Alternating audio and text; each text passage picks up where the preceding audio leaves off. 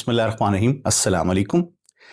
नाजरीन, पिछले 24 घंटों में मिडल ईस्ट के जियो पोलिटिकल स्टेज पर एक जल्जला आ गया है जिसने व्हाइट हाउस के तमाम स्वार्थी ख्वाबों को चकनाचूर कर दिया है।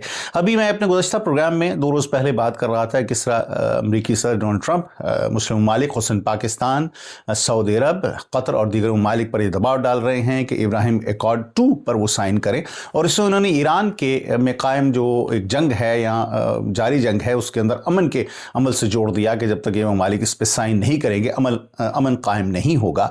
और ये कोई सजेशन नहीं था, बल्कि उन्होंने कहा कि ज़रूर ये तमाम ममालिक साइन करें। लेकिन आज के ज़मीनी हक़ाइक़ ने ट्रंप के इस बयान की कलई खोल दी है।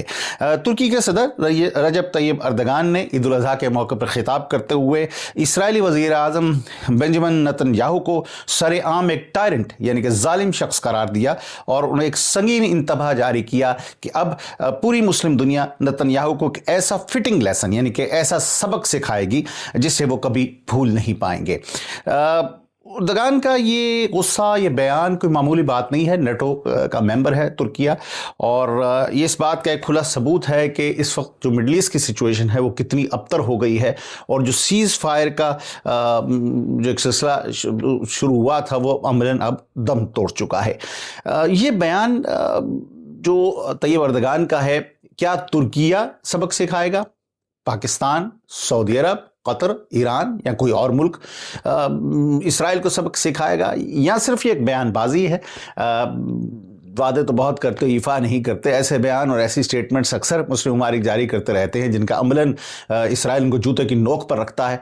और इसका सबूत ये है कि पिछले जब से 2023 से ये एक मामला दोबारा स्टार्ट हुआ, गज़ा के अंदर 72,000 से ज़ायद फ़लस्तीनियों को शहीद कर चुका है, 1,72,000 लोग ज़ख्मी हो गए हैं, और लिबनान में भी पिछले इस 2026 के अंदर 3,000 लोगों को उसने हलाक कर दिया है, जबकि वहाँ पर भी 1 लाख लोग डिस्प्लेस हो चुके हैं। सो ये इंतबाह क्यों जारी हुआ है? एक तरफ वाशिंगटन में बैठे सफारतकार कोशिश कर रहे हैं जनाब कि किस तरह से इसराइल की जो कबूलियत है वो मुस्लिम दुनिया बढ़ा दी जाए। इसकी वजह जो बनी है इस बयान की वो ये है कि इसराइली वज़ीर आज़म ने अब खुल्लम खुल्ला ये तस्लीम कर लिया है कि गज़ा का 60% से ज़ायद इलाका इस वक्त इसराइली कब्ज़े में है। ये उनकी स्टेटमेंट आई, जिसके जवाब में फिर ईद उल अज़हा के मौके पर तुर्की के सदर ने अपना बयान जारी किया और इसराइल को एक संगीन नताइज की धमकी दी।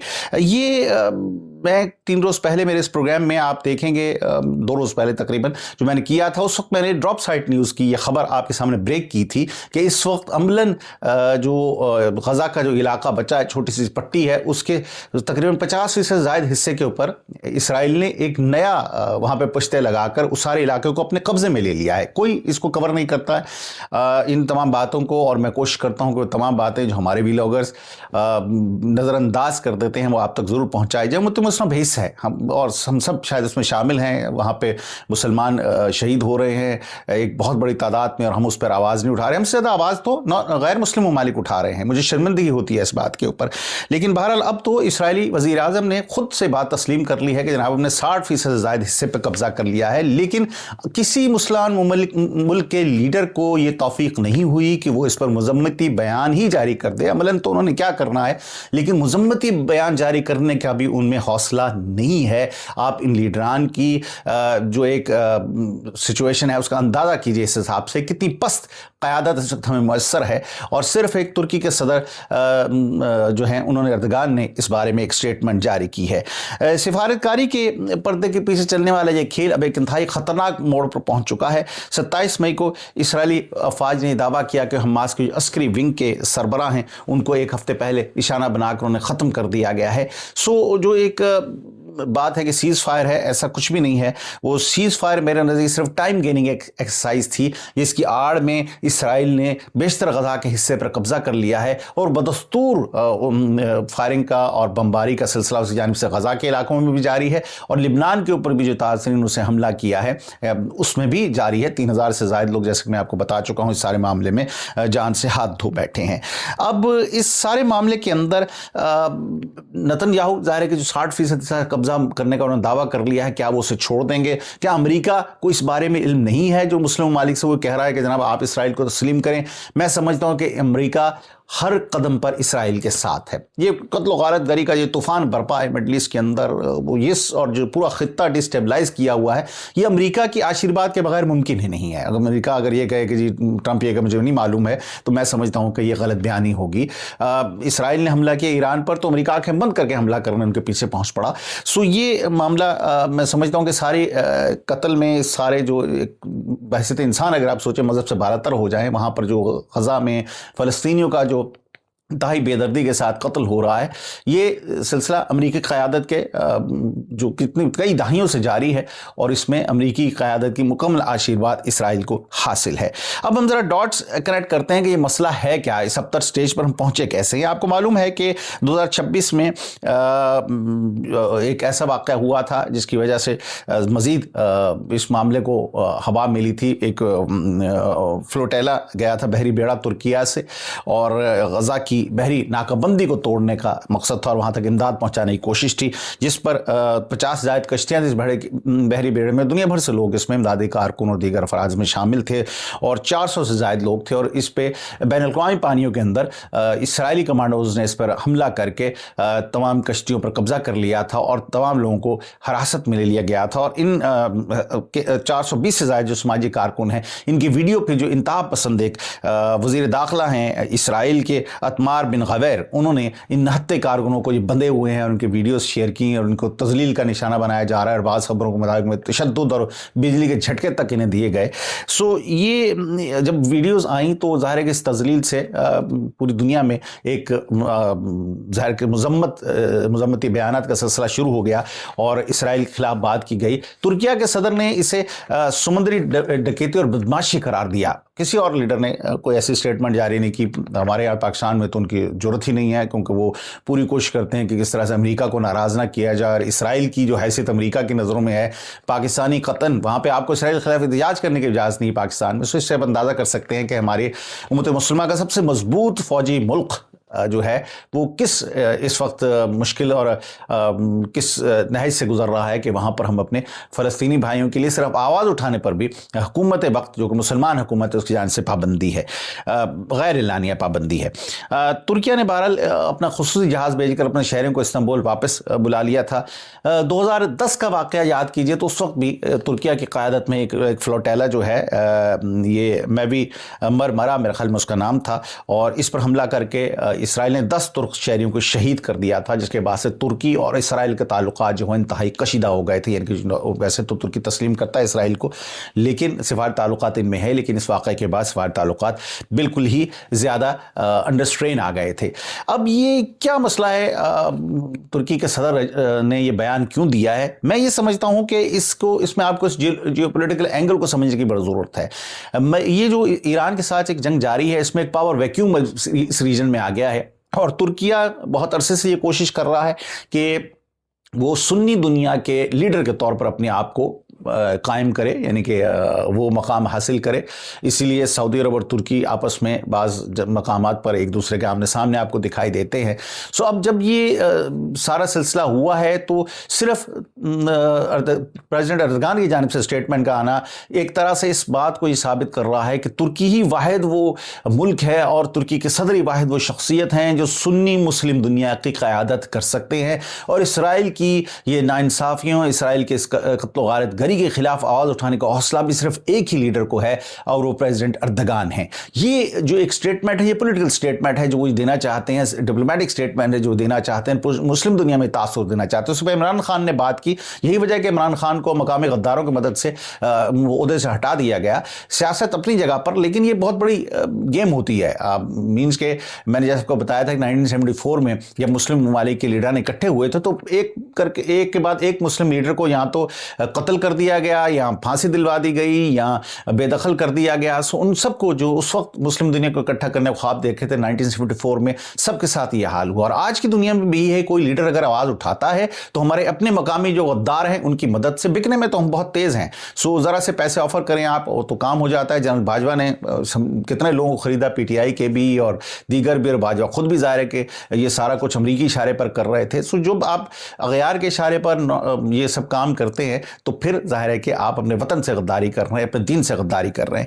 سو یہ معاملہ اب عمران ظاہر ہے اس کی سزا بھگت رہے، 4 سال سے جیل میں ہے، اور یہی اب طیب اردگان اس سارے ظاہر ہے کہ جو پاور ویکیوم ہے، ظاہر ہے کوئی اور لیڈر موجود نہیں ہے، سو اس کا یہ ایڈوانٹیج لے رہے ہیں، اور انہوں نے اپنے آپ کو اب اس جگہ پر پورٹرے کیا ہے کہ اونلی ون لیڈر، وہ صرف واحد وہ سربراہ ہیں کہ جو اسرائیل کے خلاف یا مسلمانوں پہ جاری ظلم و ستم کے خلاف وہ بات کر سکتے ہیں. اب یہ ان کا ظاہر ہے کہ پوری دنیا کو وہ یہ میسج دے رہے ہیں اور یہ کہہ رہے ہیں کہ تاریخ کبھی ہمیں معاف نہیں کرے گی اگر ہم اس پہ عمل نہیں کریں گے. سو اب یہ کون ہوگا کیا اس میں جو ان کو اسرائیل کو سبق دے گا، یہ ایک بڑا اہم سوال ہے. سو جو اس وقت ہم سارا کچھ سیز فائر ہے، جیسے کہ میں عرض کر چکا ہوں کہ اس کا مقصد مجھے صرف اور صرف ٹائم گیننگ ایکسرسائز نظر آتا ہے، اور وہ اسرائیل خاموشی کے ساتھ فلسطینی علاقوں پر قبضہ کیے ہوئے ہے اور یہ قبضہ وہ کبھی ختم نہیں کرے گا. بظاہر مجھے ایسا ہی لگتا ہے. کبھی بیانات سے اسرائیل نہ سمجھا ہے نہ سمجھے گا. اسرائیل اس وقت سمجھے گا جب وہ تکلیف میں ہوگا، اگر اس پہ کوئی معاشی پابندیاں، کوئی دیگر مسائل مشکلات، اس کو جنگی خطرہ ہو کے اس کے ہاتھ کو روک سکتا ہے، جو بے گناہ لوگوں کو وہ بے دریغ قتل کر رہا ہے، اس کو اس کے رد عمل کا سامنا کرنا پڑے گا، تبھی اسرائیل رکے گا. وگرنہ اگر آپ صرف اسٹیٹمنٹ دے رہے ہیں کہ بڑا ظلم ہو گیا، بڑی زیادتی ہو گئی، یہ اسٹیٹمنٹ تو 1948 سے دے رہے ہیں اور وہ اس اسٹیٹمنٹ جوتے کی نوک پہ رکھتا ہے. سو اس کو تو اب مزید یہ اسٹیٹمنٹ دینا صرف اور صرف اس بات کو ثابت کرتا ہے کہ یا تو ہمارے حکمران بہت کمزور ہیں یا بکے ہوئے ہیں، یا پھر وہ صرف اپنی حکومت بچانے کے چکر میں ان کا یہ خیال ہے کہ امریکہ کو اگر ناراض کیا خدا نخواستہ ان کی حکومت چلی جائے گی. وہ تو عزو منتشا و تو ذل منتشا رب کریم کی ذات نہیں ہے، بلکہ وہ شاید امریکہ کو سمجھتے ہیں. سو یہی وہ معاملہ ہے. سو اس وقت 60% علاقہ اسرائیلی کنٹرول میں مزید چلا گیا ہے، جیسا میں نے آپ کو بتایا ہے. اور اب یہ مسلم دنیا کو اگر آپ دیکھیے تو عبرتناک بات یہ ہے کہ ہم 1.9 ارب مسلمان ہیں، تقریباً یہ 2 ارب آپ سمجھ لیجئے تعداد ہے. اسرائیل کے بعد صرف 90 لاکھ ہے. ہماری اور ان کا موازنہ چیک کیجئے. مسلم ممالک کا جو مشترکہ دفاعی بجٹ ہے وہ 250 ارب ڈالر بنتا ہے، اور ہمارے پاس دنیا کا 60%، یعنی مسلم دنیا کی بات کر رہا ہوں، 60% تیل اور گیس کے ذخائر مسلم دنیا کے پاس ہیں، اور پھر بھی مسلم دنیا اتنی بے بس ہے. اس کی وجہ یہی ہے کہ کمزور لیڈر ہیں، سازشیں کر کر کے اغیار نے ایسے لیڈرشپ کو آگے لے کر آئے ہیں جو کہ بکی ہوئی ہے پیسوں کے لیے. اور آپ دیکھیے کہ ان کے محلات ہمارے پاکستانی لیڈران سمیت جو سیاسی بیشتر پارٹیوں کے ہیں، اتنی ان کے پاس دولت ہے جو پتہ ہی نہیں چلتا کہ آئی کہاں سے ہے، اور عوام کے لیے ان کے دل میں کتنا درد ہے، یہ بات مجھے کچھ کہنے کی ضرورت نہیں ہے. سو اسی قسم کے لیڈران تمام ملکوں میں ہیں. جب وہ میرے خیال میں انڈونیشیا کے شاید تھے، جو امریکی صدر کہہ رہے تھے میری حکومت بچا لیجیے، سرگوشی میں جب ہم منتیں کر رہے ہیں امریکی صدور کے پاس جا کر کہ جناب آپ ہماری حکومت کو بچا لیجیے، آپ ہی ہیں جو ہمیں بچا سکتے ہیں. سو جب یہ اخلاقی پستی کی حالت ہو تو آپ سمجھ سکتے ہیں کہ امت مسلمہ میں کوئی اٹھے گا اور غزہ میں جو شہید ہو رہے ہیں ہمارے بہن بھائی بچے، ان کے بارے میں کوئی آواز اٹھائے گا؟ مجھے نہیں لگتا. سو اگر نتن یاہو کو ہم سبق سکھانا چاہتے ہیں تو میرے نزدیک اس کے 3 طریقے ہیں. پہلا ڈپلومیٹک لیول پہ ہے کہ اسرائیل کا جو مکمل بائیکاٹ اقوام متحدہ سے، اور مسلم ممالک کے سفیر جہاں بھی مسلم ممالک میں ان کا اگر کسی کے تعلقات ہیں ان کے سفیروں کو بے دخل کر دیا جائے. اور دوسری طریقہ یہ ہے کہ جو اکنامک سینکشن 1973 کی طرح ہیں وہ لگائی جائیں، یعنی کہ تیل و گیس کو بطور ہتھیار استعمال کیا جائے، اور جس سے مغربی دنیا کی ظاہر کہ معیشت ہلے گی تو اسرائیل پر دباؤ پڑے گا. اور تیسرا جو ہے وہ اسٹریٹجک لیول پر ہے کہ ہم ایک حقیقی نیٹو، مسلم نیٹو جو ہے وہ اس کا قیام عمل میں لائیں. میں نے اس پہ اپنا پورا ایک پروگرام کیا، بلکہ 2 پروگرام ہیں میرے مسلم نیٹو کے اوپر، پچھلے 2 ہفتے کے اندر میں نے کیے ہیں. ضرور دیکھیے گا اگر آپ نہیں دیکھے ہیں تو. سو اب جو پاکستان اور سعودی عرب کا ایک پہلا معاہدہ ہوا تھا، اس کے اندر دیگر ممالک کہا جا رہا ہے کہ ترکی بھی شامل ہو جائے گا اور قطر بھی شامل ہوگا. سو اس کو حقیقی طور پر اس کو فعال کرنا بڑا ضروری ہے، اور جہاں زیادتی ہو رہی ہے، ظلم ہو رہا ہے، وہاں پر مسلم خصوصاً امت مسلمہ کی حفاظت کرنے کی ذمہ داری یہ ممالک کو لینی پڑے گی. لیکن پھر وہی بات ہے کہ کمپرومائز لیڈرشپ جو ہے وہ ایسے فیصلے نہیں کر سکتی جہاں ہم ڈرتے ہی رہیں غیار سے. یہ بھی ایک عذاب ہے کہ جب آپ خوف میں مبتلا رہتے ہیں، یہ اللہ تعالیٰ نے قرآن میں ذکر فرمایا ہے کہ خوف کے عذاب میں مبتلا کر دوں گا. آپ ڈرتے ہی رہتے ہیں ہر وقت، اوہ جی وہ آ گیا، وہ مار دے گا، وہ کھڑا. زندگی اور موت اللہ کے ہاتھ میں ہے. رب کریم نے یہ واضح فرمایا کہ کوئی آپ کو عزت نہیں دے سکتا، کوئی ذلت نہیں دے سکتا، کوئی ایذا نہیں دے سکتا اگر رب کریم کا امر نہ ہو. لیکن ہمارا ایمان اور ہمارے لیڈران کا ایمان اتنا کمزور ہے کہ ہم یہ سمجھتے ہیں کہ ہمیں اگر ذرا سا ہم نے کچھ کہہ دیا تو وہ فلاں ہمارے اس کی وجہ سے ہمیں تکلیف ہوگی، وہ ہمیں ذلیل کر دے گا، وہ ہمیں جو مفاد فلاں جگہ سے رزق آ رہا ہے وہ ہمارا رک جائے گا. جب یہ ایمان ہوگا تو پھر یہی صورتحال ہوگی اس وقت جو پوری دنیا میں امت مسلمہ کی ہے. پاکستان دنیا کی واحد نیوکلیئر پاور ہے مسلم امہ کی میں بات کر رہا ہوں، اور دنیا کی 7ویں بڑی فوج ہمارے پاس ہے۔ ترکیہ دوسری بڑی جدید اور فوج اور جدید ترین ڈرون ٹیکنالوجی ان کے پاس موجود ہے۔ سعودی عرب کے پاس مالی بہت بڑا ایک بینیفٹ ہے ان کے پاس، اور مسبق قیادت ہے۔ اور اگر یہ تینوں ممالک مل کر قطر کے ساتھ جو سفارتکاری میں ایک بڑا اچھا مقام رکھتا ہے، ایک حقیقی نیٹ ورک بنا لیں، تو یہ ساری صورتحال جو ہے وہ بدل سکتی ہے۔ سو اب جو پوری دنیا میں دوست ہمیں دیکھ رہے ہیں، آپ ضرور مجھے بتائیے گا کہ آپ کیا سمجھتے ہیں کہ مسلم نیٹو حقیقی طور پر بن پائے گا، جس کی ابتدائی خدوخال تو ہم دیکھ رہے ہیں۔ معاہدہ ظاہر ہے کہ سعودی عرب پاکستان کو تو آلریڈی ہو چکا ہے، ایک ایٹمک امبریلا جو ہے پاکستان نے پرووائڈ کی ہے سعودی عرب کو۔ کیا یہ صرف انہی ممالک کے رہے گی جو پیسے والے ہیں، یا پھر آپ سمجھتے ہیں کہ یہ مسلم نیٹو جو ہے یہ حقیقی طور پر امت مسلمہ کی حفاظت کر پائے گا؟ یہ میرا آج کا پروگرام تھا، جو کہ ایک ترکی کے صدر کے بیان سے شروع ہوا، اور پھر اسرائیلی وزیر اعظم کے اس اعتراف پر کہ وہ 60% علاقے پہ قابض ہو چکے ہیں غزہ کے۔ اور آئندہ آنے والے دن بہت امپورٹنٹ ہیں، کیونکہ جو مڈل ایسٹ کی سچویشن جس تیزی کے ساتھ بدل رہی ہے، مسلم دنیا کی سچویشن جس تیزی کے ساتھ بدل رہی ہے، آپ بہت سے نئے کام ہوتے ہوئے آئندہ چند ہفتوں میں، چند مہینوں میں دیکھیں گے، جو میں سمجھتا ہوں کہ تاریخ کا دھارا بدل دیں گے۔ میں ہوں فرحان اسلم، 29 برس سے صحافت کے شعبے سے وابستہ ہوں، برطانیہ میں رہتا ہوں۔ میرے بارے میں اگر جاننا چاہیں تو میری ویب سائٹ farhaneslam.com پہ تشریف لے جائیے۔